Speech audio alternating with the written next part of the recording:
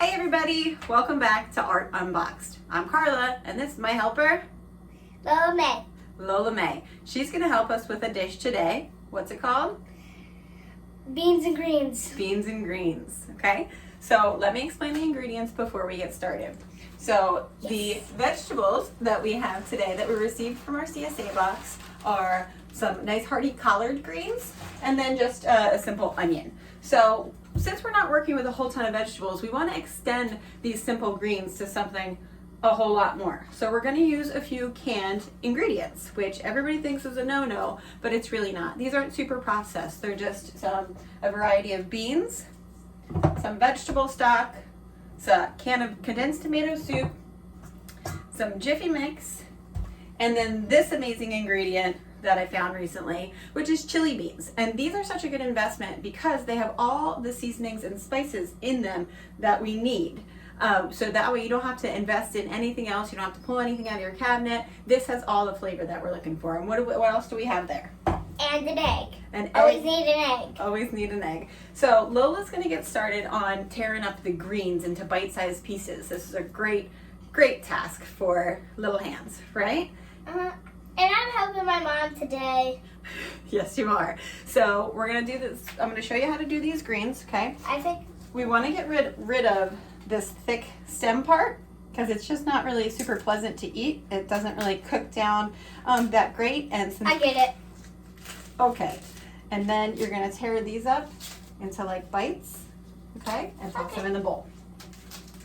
I'm just gonna dice up our onion. Yep. Here's gonna dice up our onion. Come on. You cut off the end to get a flat surface first, and then just cut right down the middle, okay? And then we'll go ahead and slice this into a dice, all right? While we're working on these vegetables, we'll get all of this finished up and get these greens all torn, and then we'll check back in a minute, all right? Welcome back. We have ripped up all of our greens into bite-sized pieces. Lola was a very good helper on that. She also was brave enough to taste one of the pieces while she was ripping and decided that in its raw form, collard greens aren't for her. They can be really earthy and verdant when they're in their raw form, so they're kind of better cooked. We're using collards for this because we're gonna stew this dish for a little while. I'm gonna go over here. We're gonna stew this dish for a little while, and greens like kale and collards hold up nicely to stewing. They really do. They get very tender, or they retain some of their. Sure. What would you like to say? And my mom also cut up some onions. I They're did. right behind me. The onions are right here, and that's what we're gonna get started with right now. Yes. So if you could step down for just one moment. Bye. We're gonna heat a very large skillet over a medium heat. If you don't have this kind of skillet and you have an electric skillet, that would actually work perfect. Mine is in the shop right now, so I don't have mine, but that's what I would prefer. So I'm gonna put a little bit of neutral flavored vegetable oil into the pan and then just add all my onions. We just want them to soften and saute down. And then after that, we are going to add our collard greens right in there. Now it looks like a nice big bowl, but of course these are going to lose a lot of their volume. So, do you want to go ahead and do handfuls? Want a screwdriver? Yeah. All right. So when you're working with kids, always monitor them when they're by the stove, obviously, and make sure to remind them not to touch the pan. But go ahead. Good. That's good. Doing great. All right. Just covering them up. So this is just the beginning where we saute down our greens and onions. And this is a one pot dish, so we don't need anything else going on. So we'll get this out of the way. And then Lola's gonna drain and rinse 2 of our cans of beans. Right now I'm using pinto beans and black beans, and I got the low sodium kind because that way you can monitor your sodium instead of having somebody else, adding too much sodium to your things. So the reason we're draining and rinsing those 2 is because they're in liquid and it gets really starchy and thick. So we want to get that out of there. So Lola, go ahead and dump those into the colander in the sink. The chili beans, we are not going to drain. We actually want the juice that's in there because that's where all the seasoning is. So we're going to hang on to that one. All right. Can I do So that, Mom? go ahead and drain them and rinse them. Yeah. All right. So we're just gonna let our greens wilt down here. We're gonna stir them around a little bit with some tongs so they get coated in the oil, and so they melt down. And then the beans are gonna get rinsed, and we'll add those in a minute. Okay, we are back. Our greens have wilted down. Don't move, Lola. Our greens have wilted down. I'm going to season with pepper, but I'm actually not going to add salt until the end because the other ingredients that we're working with, contain salt because they are canned ingredients.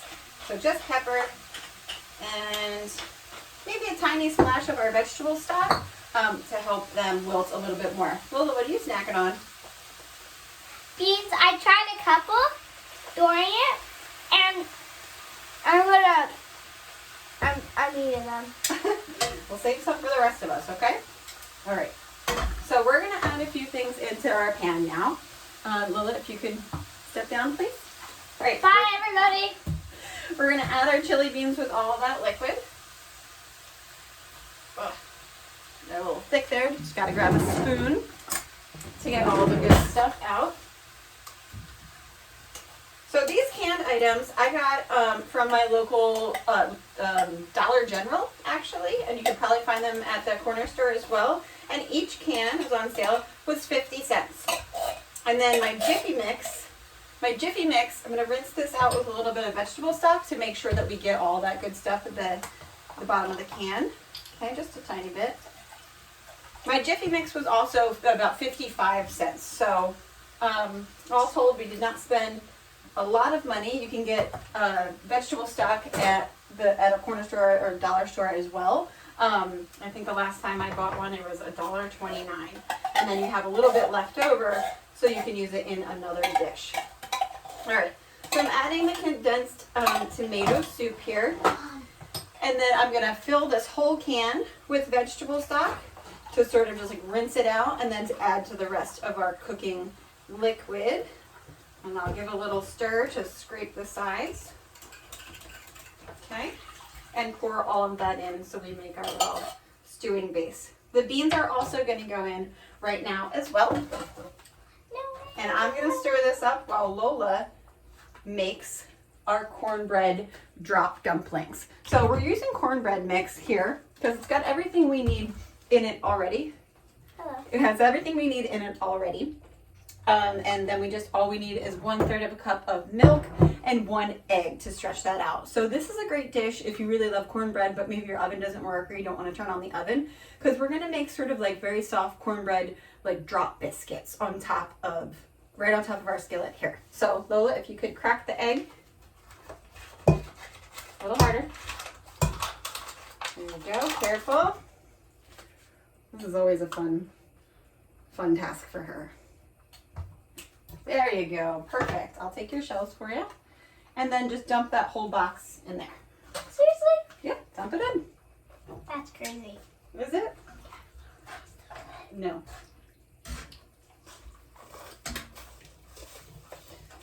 There we go. Okay. Our greens and our beans are just going to come together and start stewing while Lola gets that mixture together, and then we'll be back just in a moment to show you how to drop them in. Okay, so our beans and greens have stewed for a couple minutes for the flavors to combine, and Lola's finishing up mixing up the cornbread mix right now. So what I'm going to do now is just take a big spoon and drop dumplings right into the liquid, and then I'm going to cover it. I don't have a lid for that, Pam, so I'm going to cover it with aluminum foil, and then the biscuits are going to steam for about 6 to 7 minutes. It happens very quick. So this dish is not only really, really affordable, but it's super quick as well. All right, Lola, if you could step down so I could show them how to drop some biscuits. We just mix everything right in the measuring cup, so we don't need to dirty a bowl as well. So we want a little bit of space between these, and you want them nice and big.